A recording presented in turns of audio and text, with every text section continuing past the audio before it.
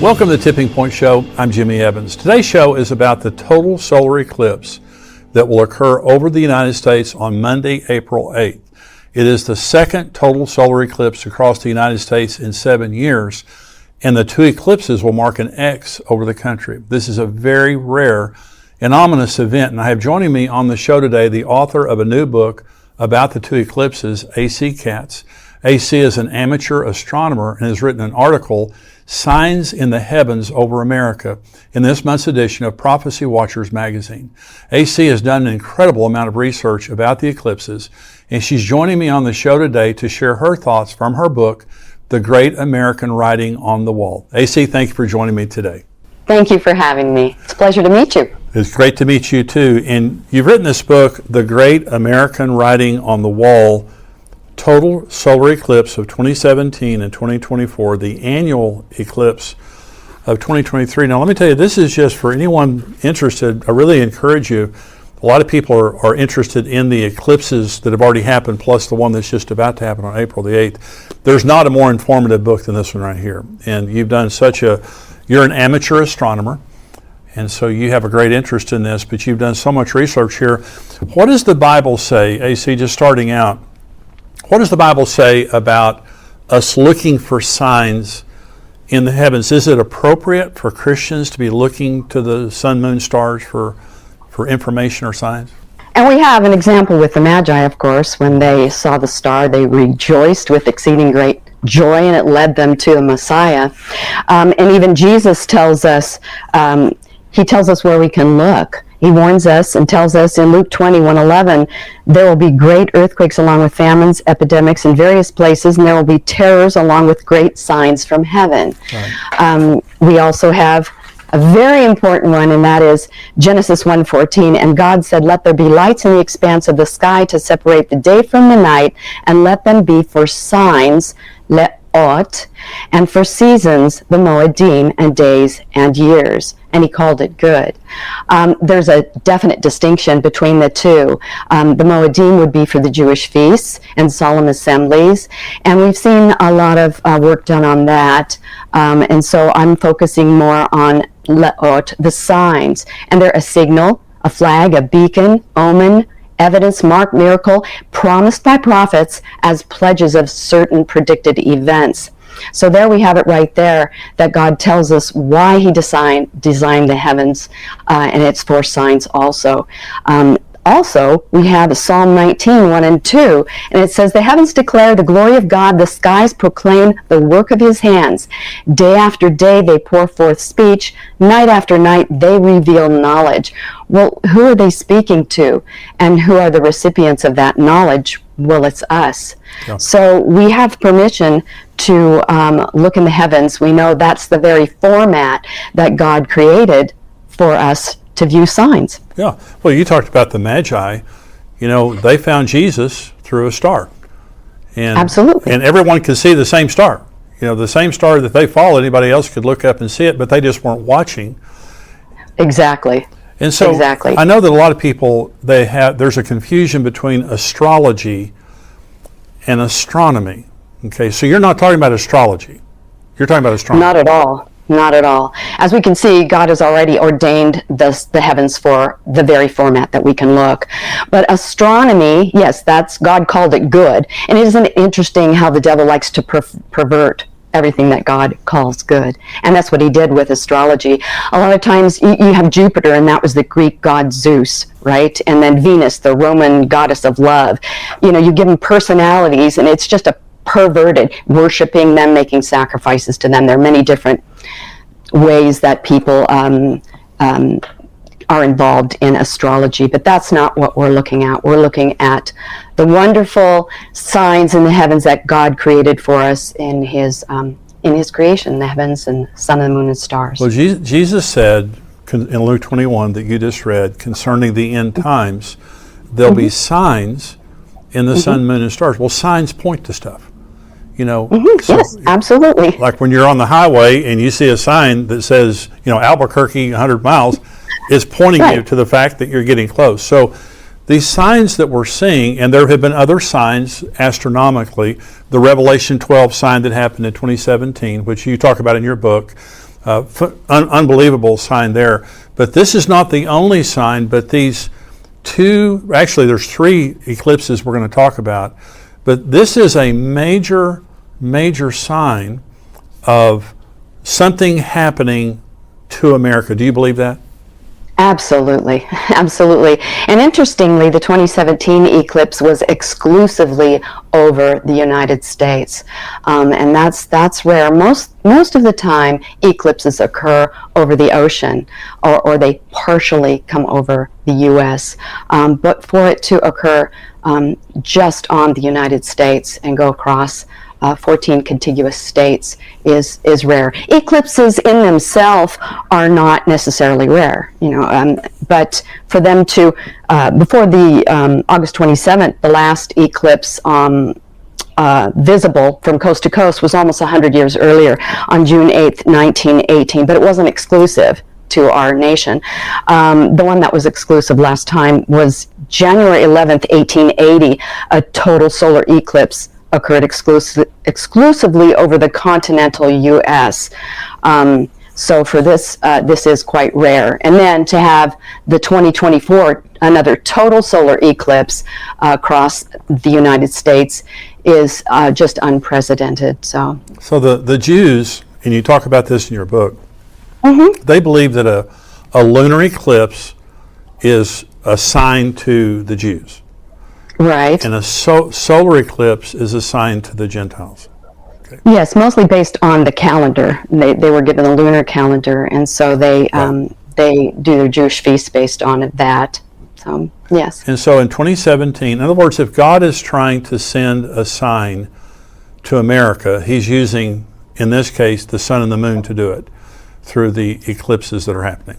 Well, when you look at the pattern of the eclipse, yes. and when you look at some of the locations, whether people care to believe that the locations mean anything or not, that's entirely up to them. But as you will see, there are quite so many instances where there were locations covered and events took place. I don't necessarily want to predict things from the locations, but it's just far more than coincidence. And I think I was extremely skeptical going into this, very skeptical. But when you see these things taking place, we have to understand that the Lord sees a sparrow fall.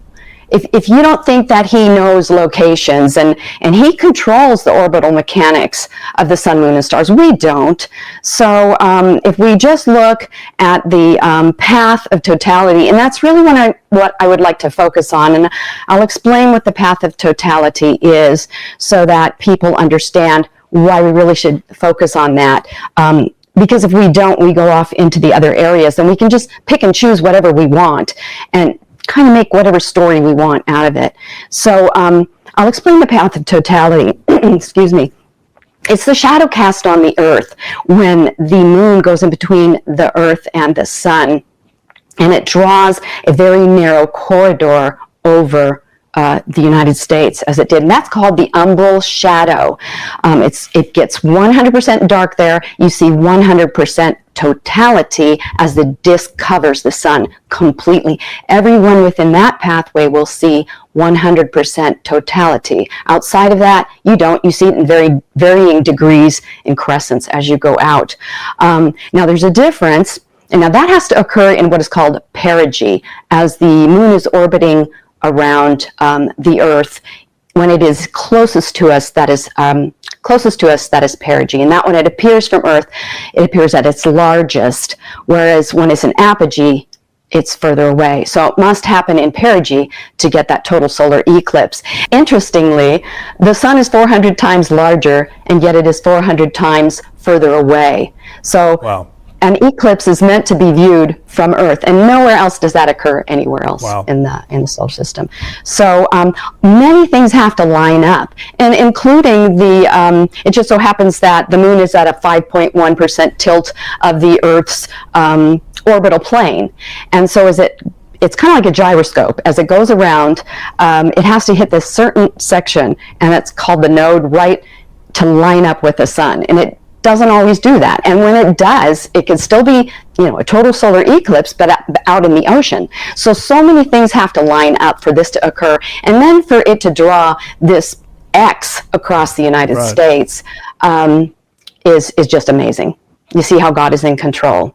Also, I should mention what an annular eclipse is, Yeah. because that's what the October 2023 eclipse is. And this is why I didn't quite, some people said that I missed the Aleph, and I didn't miss the Aleph. I did see it. If you want to see, it's there. But I just want people to understand that it is different. And an annular eclipse is when the moon is in a different type of orbit. It's an apogee, where it is furthest from the Earth. So when it traverses in between the Earth and the sun, it's further away, so it appears smaller, and it doesn't cover. It's not a total coverage of the sun's disk. So you do see the ring of fire, but it grows dim where you are in the path, but it doesn't grow dark. And it's not called the path of totality, it's called the path of annularity. So it's kind of like if you're going to draw an initial using a Sharpie and then a piece of chalk and then a Sharpie. So again, people do want to see it's an Aleph, that's all right. But I just wanted to understand the difference, and that's why I was focusing on the two total solar eclipses, because those are extremely rare. And we're going to put that up on the screen. The Aleph you're talking about, that's a Hebrew letter, and so the three eclipses make an Aleph. Yes, they do. The X plus the 2023. And so, and I think that's very significant, AC. You know, I mean, yes. but even the X by itself is significant as it relates to right? The Hebrew Aleph. Right. Yeah. One thing I was covering before about the Aleph is, yes, it makes the Aleph, but even if you're just focusing on the 2017 and the 2024 eclipse, because they are both total solar eclipses and 7 years apart, the 2017 eclipse does cover a location called Alpha, which is just Aleph in Greek. Wow. And the 2024 covers actually two locations, Omega, which is two Tavs. So, so Alpha or Aleph and the Tav are covered in both of those total solar eclipses. Wow. But whatever way you want to look at it, it's there, and it's quite amazing. Okay, talk about the 2017 eclipse. Talk about some of the places that it went over, because I think it's very significant. You're not hyping this up. You're just looking at, you know, the path of totality in 2017. We're going to talk about 2024 here in just a minute, but talk about some of the places it went over. Well, there are so many. Actually, in the 2017 eclipse, I've actually recorded 177 locations with, I think I have eight color maps in there, and they're pinpointed locations, also descriptions and how they apply to scripture, many scriptures throughout the book, which is what's important, because I want people to, read their Bible and find those scriptures. That's what it's all about. That's the number one book, but it really points you towards that and everything that's taking place. And many of these locations and events are spoken of in the Bible. But in the 2017 total solar eclipse, actually, I have to be honest, when I was first looking at this, I had heard, I did this research in 2019, and I kind of wrote my own little book and had it on my desk since then, but I was pretty naive as to how to publish a book and whether anyone would be interested. But my goal was to find out if these locations that I was hearing about and seeing in maps were indeed true or kind of hyped. I didn't know. But so I did, having seen the map of 7 Salems, I wanted to check and see if there were indeed 7 Salems. And I'm sorry, I don't want to disappoint people, but the map that's going around, there's no Salem, Wyoming in the path. And Salem, Missouri does exist, but it's not in the path of totality. And if people find other ones, I would be just as excited as them to see those. But really, it's mostly Oregon, Idaho, Kentucky, Nebraska, and I think South Carolina. I have it marked down. But and it's in the book. But while doing that, I found so much more. I was stunned to see that at the beginning of the 2017 eclipse, and I see it as a 7-year period. You have this whole eclipse across. At the very beginning of the 2017 eclipse, you see the city of Donald. And I thought, Donald, that's, everybody knows who Donald is, especially back in 2017, right? There was only the Donald. Well, he just so happened to become the president of the United States at that time. He was 70 years old. It was 70 years from the UN decree to reestablish Israel. Wow. The city of Donald is actually part of the Salem Metropolitan Statistical Area, and we know that Salem is another name for Jerusalem, right. Jerusalem. And then December 6, 2017, he announced that something no previous president officially declared while in office, and that is Jerusalem is the capital of Israel. And he opened the U.S. Embassy there in May 2018. So there you have a location. It's just there. You can't be denied. The eclipse crossed it, and these events took place. So you can't ignore that. But if people want to call it coincidence and don't think it means anything, that's up to them. That's all right. But then we move on to McCain Garb, which was another location just a little bit further. Look like, if you're going to stretch it out over a 7-year period. And then Senator McCain passed away. There's so many other locations, I can't go through all of them, but there's a grouping of Salem, Shiloh, and Fair Dealing.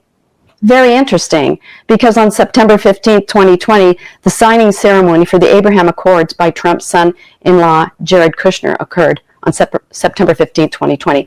And that's Salem, Shiloh, and Fair Dealing. And that's pretty amazing if you delve into that further. I'll mention some others, and then we can move on to the crossover point.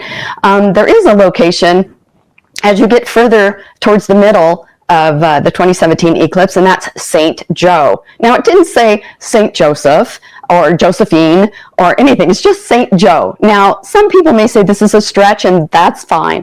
But you have Joe and Saint, and Joe Biden became the president in 2021, and he's also Catholic. So, okay, maybe it's a stretch. But it's right next to Washington Defiance together, which had January 6, 2021. So I know you can say it's a stretch, but it's there. I didn't make it up.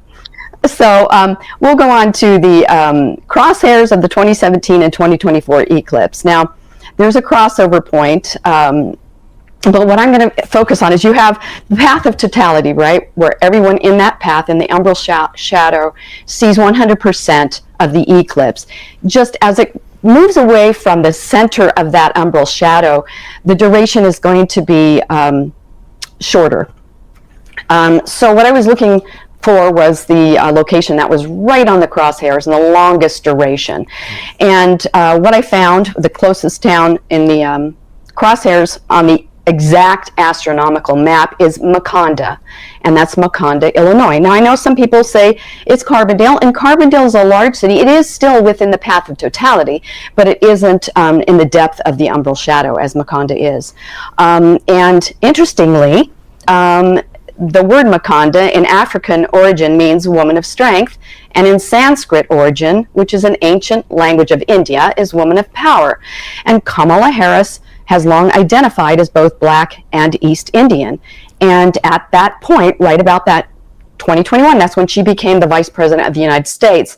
So not only is she the second African-American woman and the first South Asian American senator in history, but she is presently the Vice President of the USA, and she is the most powerful woman. And again, with Donald Trump and Kamala, it doesn't matter whether you like them or dislike them. That has nothing to do with it.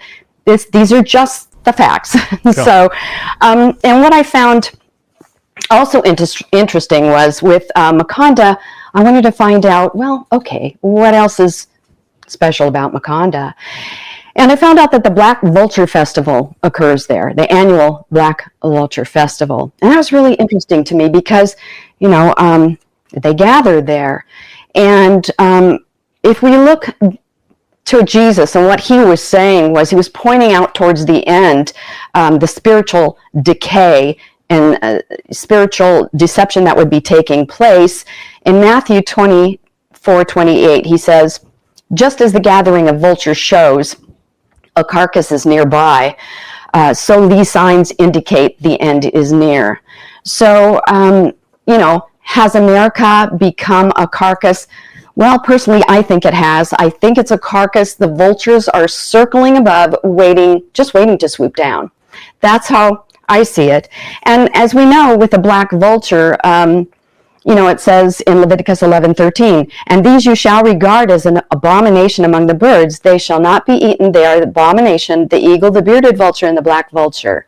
And the eagle it's speaking of is not the American bald eagle. It's a type of vulture. But the black vulture. And then, of course, in Revelation 8:2, Babylon the Great is fallen, and has become the habitation of devils, and the hold of every foul spirit, and a cage of every unclean and hateful bird.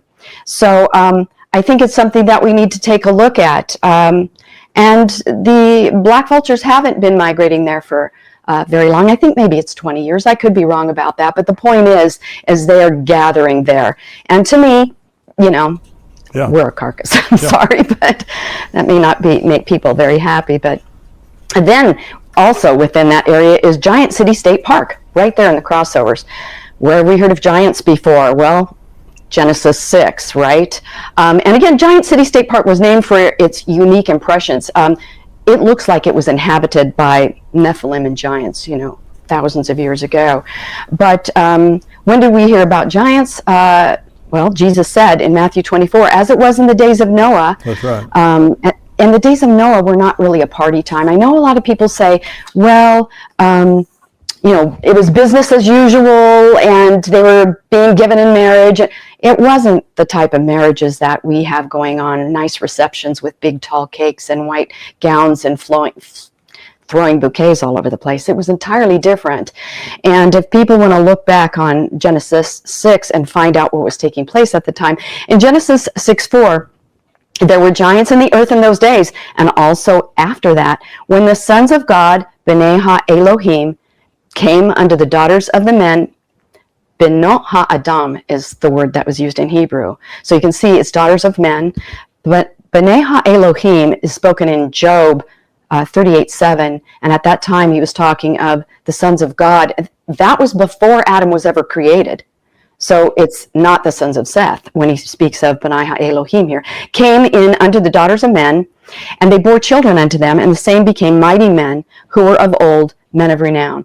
So it's speaking of the Nephilim and the giants there. Now, this is not an area that I'm an expert in. I do go into it a bit in the book, but there are those out there who've done quite a bit of work on that. And I know L.A. Marzulli, Gary Stearman, I think it's Tim Chaffee, but there are a lot of books out there. So again, I'm not the expert on that, but there are people who are interested in that, and I would recommend. There are many people, AC, and like you said, L.A. Marzulli and others that have talked about that. Mm-hmm. And I had Billy Crone on the show recently, and he was talking about the aliens and the things that are happening right now. So anyway, go ahead. But that is they have wonderful in-depth information, and I absolutely recommend them if people want to get into it. There are many subjects that I go through in the book, and I always recommend. It gets to biblical prophetic wars. Go to Bill Salish. That is not my area, but do that. So anyway, as you go into Giant City State Park, we find the Devil's Stand Table, amazingly. The Devil's Stand Table is a unique geologic formation, and it's dominated the landscape there. The Devil's Stand Table is a large freestanding pillar of sandstone. It seemed more like the Devil's pulpit to many, so obviously they called it the Devil's Stand Table, but it exists, and the name stuck. And it's one of the most interesting, well-known geological features in Giant City State Park. Now, this unique rock pillar stands, it's at an elevation approximately 75 feet above the surrounding terrain. And it also has one of the longest durations, believe it or not, at 2 minutes 41.5 seconds. And in comparison, when you get into the technicalities and the durations, it is important to get as close as you can. And those durations there's first a predicted duration, okay, and people will look at that. But after the eclipse, there is a adjusted duration, and that's actually the true duration. So some people will quote certain durations, and they based it on the predicted rather than the actual corrected, and that is corrected based on the lunar limb because the moon isn't completely spherical, and so based on its topography, you change you have an adjusted duration of the locations, the duration of their eclipse. So when you look at the Devil's Stand Table, to me, how can we deny that the United States hasn't become the devil's stand table? You know, it's pretty obvious to me, and we are the location of, you know, the UN. But the things that we've been doing as a nation, that's how I see it. Now, all these things take place. I'm sure many people have heard this, and it's true that they do occur in an area in Illinois called Little Egypt. And that's very interesting. Maybe some people don't know why it was called Little Egypt, and the name is due to this imminent disaster that was going to take place in Illinois in 1831.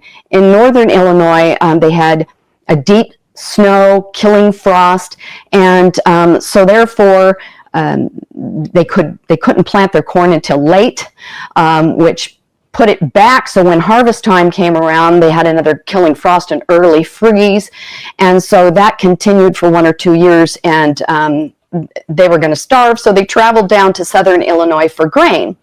So that's how that area got the name of Little Egypt. But you can see a type of template. It's very similar to being that it's in Egypt. I see the eclipse being that it's 2017 to 2024 is a 7-year period, and then we have the 2024 eclipse. And I see it as possibly a 7-year. I mean, it could be 2, it could be longer, but you have the 7 and the 7, and you have Joseph who, in interpreting Pharaoh's dream, he said there were going to be 7 years of preparing and 7 years of famine. And that's true. They had to store grain for those years of famine. I see it here, yeah, if you want to prepare, because we do have food shortages, and it's likely that we will in the future. But more importantly, we need to prepare spiritually. We need to prepare. You know, we prepare for everything else, but we don't prepare for eternity. Yeah. And we need to focus on that, because not only may there be food shortages, but most of all, I think we're going to see a 7-year famine of spiritually, you know, because of the trajectory of this United States. So I definitely see a comparison there. And another thing that Joseph explained to Pharaoh in Genesis 41:32, and the dream, this is Joseph, he said, and the dream was repeated or doubled to Pharaoh twice, because the thing is established by God, and God will shortly bring it to pass. So here we have this 2017 eclipse going over these crossover points. And then we have the 2024 eclipse, so it doubles again. This is going to occur in the path of totality during the crossover point with these same locations in 2024. So we do have a doubling. So I think that's something, you know, to pay attention to. Hope you enjoyed today's show. Listen to see the entire Tipping Point show. Go to endtimes.com. Become a subscriber for $7 a month. Love to have you as a subscriber, but I hope that this information has been helpful to you. And listen, you can give to us on endtimes.com. You can go and you can give a donation one time. You can give a recurring donation. We need your support to keep this ministry going and to reach out to as many people as we possibly can. First of all, to lead them to Jesus Christ, but also to give comfort and encouragement to people in the very difficult times that we're living in. People need biblical truth and Bible prophecy to help them to contextualize the things that are happening in the world. The world's crazy right now, but the Bible tells us exactly what to expect, and that's comforting because Jesus Christ is coming. Thank you for joining me today. Go to endtimes.com to become a subscriber and also to give to the ministry. God bless you.